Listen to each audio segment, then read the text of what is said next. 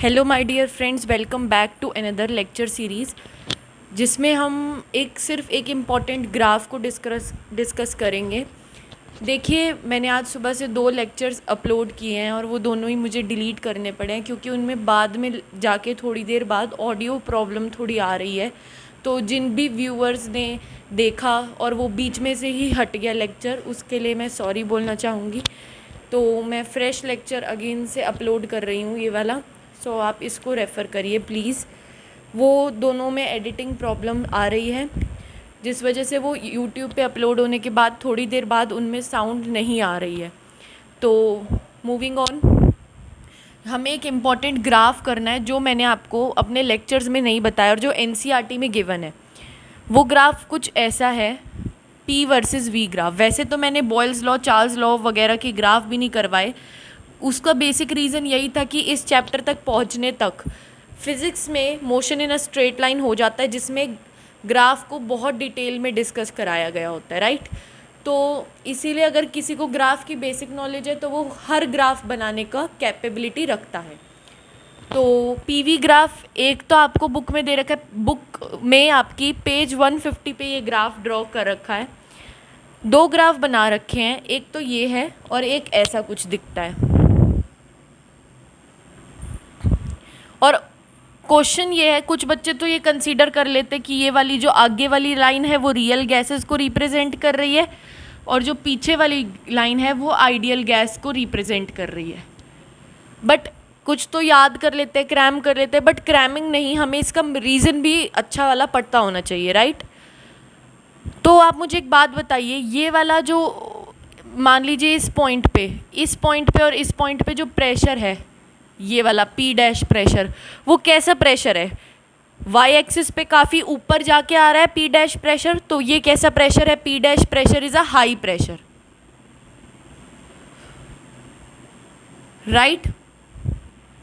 अब देखिए, जब मैंने आपको ये वाला ग्राफ बताया था z=1, तो मैंने आपको बताया था कि इतने तक तो हम मॉडरेट प्रेशर कंसीडर करते हैं और इसके आगे वाले प्रेशर को हम हाई प्रेशर कंसीडर करते हैं। और हाई प्रेशर वाले रीजन में जो ग्राफ है वो z>1 वाले रीजन में लाई कर रहा है, जो ये मैंने हाईलाइट किया।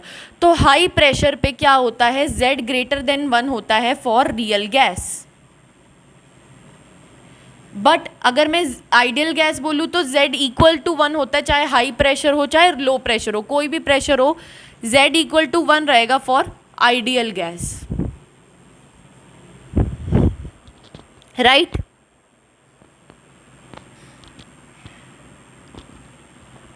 ओके, तो दैट मीन्स z क्या होता है? वैसे z= PV अपॉन nRT, और रियल गैसेस के लिए ये वैल्यू ग्रेटर देन 1 है। That means volume will be greater than nRT upon P। ये V रियल के लिए है। अगर मैं V आइडियल बोलूँ तो V आइडियल क्या होगा? PV upon nRT will be equal to 1। अगर मैं nRT को इधर ले जाऊँ, P को नीचे ले आऊँ, तो ये क्या आ जाएगा? nRT upon P will be V ideal, right. तो V real is greater than nRT upon P और V ideal is equal to nRT upon P। V real जो है वो ग्रेटर है nRT अपॉन P से, और nRT अपॉन P किसके बराबर है? V आइडियल के। That means V real is greater then V ideal. मैंने बस nRT अपॉन P की जगह V आइडियल लिख दिया क्योंकि आपस में इक्वल है। दैट मीन्स इस P डैश प्रेशर पे, हाई प्रेशर पे, जिसका भी वॉल्यूम ज़्यादा होगा, मान लीजिए V1 है, ये V2 है, V1 V2 में V2 is greater then V1, ये क्लियरली दिख रहा है। तो जिसका भी वॉल्यूम ज़्यादा होगा वो कौन से को रिप्रेजेंट करेगा? रियल गैस को कि आइडियल गैस को? रियल गैस को। क्यों? क्योंकि रियल गैस का वॉल्यूम आइडियल गैस के वॉल्यूम से ज़्यादा है। तो और V2 भी V1 से ज़्यादा है। दैट मीन्स जो सेकंड वाला वॉल्यूम है वो किसको रिप्रेजेंट कर रहा है? रियल गैस को। तो आई होप सो ये क्लियर हो गया कि आगे वाली लाइन रियल गैस को कैसे भी दिखा रही है और पीछे वाली लाइन आइडियल गैस को कैसे दिखा रही है, राइट। तो I hope this much is clear to you. अब हम थोड़े से पॉइंट्स करेंगे, जो पॉइंट्स मैं आपको एक्स्ट्रा हाईलाइटेड पॉइंट्स में लिखवाना भूल गई थी। सबसे पहला जो पॉइंट है वो पॉइंट है वेपर प्रेशर का।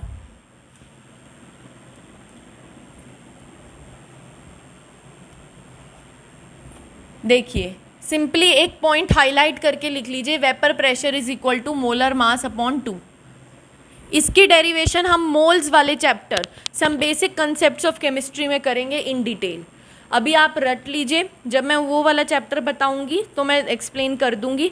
हालांकि कई बच्चों को इसकी डेरिवेशन पता भी होगी, राइट। अभी मैं सिर्फ इसकी डेफिनेशन लिखवा रही हूँ, मोल्स वाले चैप्टर में some basic concepts of chemistry में इसकी डेरिवेशन भी हो जाएगी। तो देखिए,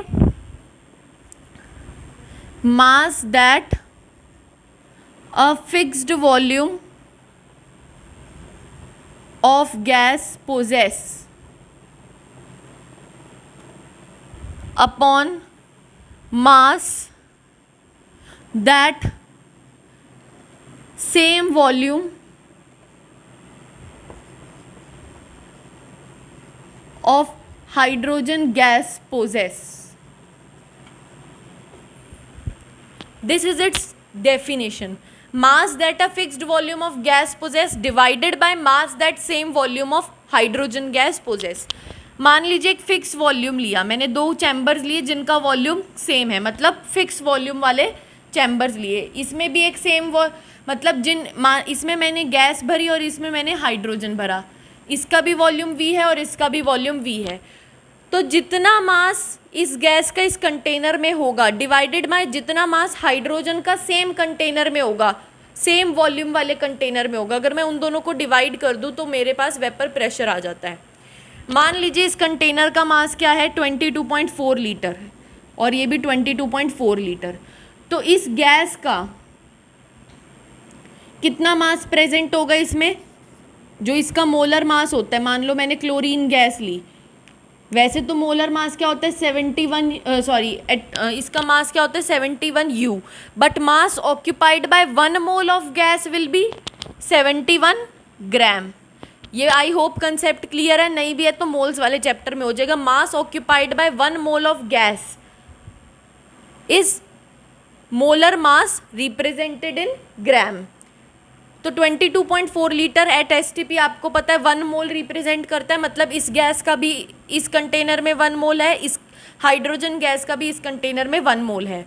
गैस का मास कितना होगा, मोलर मास, ये देखिए 71 क्या है मोलर, इसका मोलर मास है ना एक्सप्रेस्ड इन ग्राम्स, और ये क्या होगा 2 ग्राम।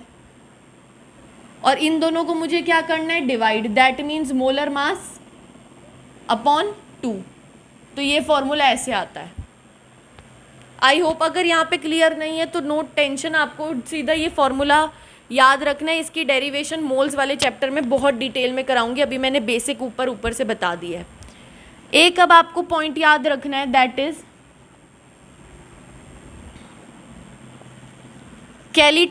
कैलिटेट and Mathias rule. Kellitet and Mathias rule. It states that the mean of densities of a substance in liquid and vapor state is linear function of temperature. मतलब मान लीजिए मैं डेंसिटीज़, जो भी एक सब्सटेंस की डेंसिटी लिक्विड फेज में है और जो भी डेंसिटी वेपर फेज में है, उसका मैं मीन निकालूं और उसको टेम्परेचर के साथ डिपेंडेंसी देखूं, तो टेम्परेचर के साथ डिपेंडेंसी देखूं तो वो एक लीनियर फंक्शन आता है, राइट। मतलब लीनियर ग्राफ बनता है, उसका स्ट्रेट लाइन ग्राफ बनता है। तो बस एक ये रूल थोड़ा सा याद रखिए, कैलिटेट एंड मैथियस रूल। इसके बाद एक लाइन आती है, वो लाइन क्या बताती है, वो लाइन कहती है कि liquid state is a continuity of gaseous state. And there is no clear boundary और discontinuity between the two states. जैसे कि मान लीजिए ग्लास है, ग्लास इज को देखने में ऐसा लगता है कि glass is a solid, but हमने पढ़ा विस्कोसिटी में glass is an extremely viscous liquid. तो क्या मैं दूर से देख के डिस्टिंक्शन कर पा रही हूँ कि ये सॉलिड है या लिक्विड है? नहीं, मुझे तो लग रहा था सॉलिड है, बट वो निकला क्या? एक्सट्रीमली विस्कस लिक्विड निकला। तो there is no clear distinction. Similarly liquid और गैसेज में भी no clear boundaries there. Liquid is just the continuity of gas. When we increase pressure of gas molecules and decrease their temperature, then gas molecules start to live in liquid state. There will be no change in chemical property, only change in physical properties observed. ये एक छोटा सा point था कि liquid state is a continuity of gaseous state and there is no clear boundary or discontinuity between the two states. So with this we come to end of lecture. इसमें बस थोड़ी सी बातें बतानी थी. एक्सट्रीमली सॉरी कि आज 2 lectures upload हुए और दोनों को ही डिलीट करना पड़ा, थोड़ी एडिटिंग प्रॉब्लम थी. Next time I will keep in mind कि ऐसा ना हो. सो thank you very much for watching my video. अगर आपको पसंद आई हो तो प्लीज़ लाइक कीजिए, और अगर आपको कोई भी ऐसा लगता है कि इस जगह स्कोप ऑफ इम्प्रूवमेंट है कि वीडियो क्वालिटी अभी भी अच्छी नहीं आ रही, बोर्ड अभी भी ढंग से नहीं दिख रहा, ऑडियो अभी भी क्लियर नहीं है, या फिर कंटेंट क्वालिटी अच्छी नहीं है, या अच्छे से एक्सप्लेन नहीं हो पा रहा, प्लीज़ आप कमेंट में बताइए. और अगर अच्छा लग रहा है तो वो भी प्लीज़ कमेंट में बताइए. So thank you. तब तक पढ़ते रहिए. Bye bye.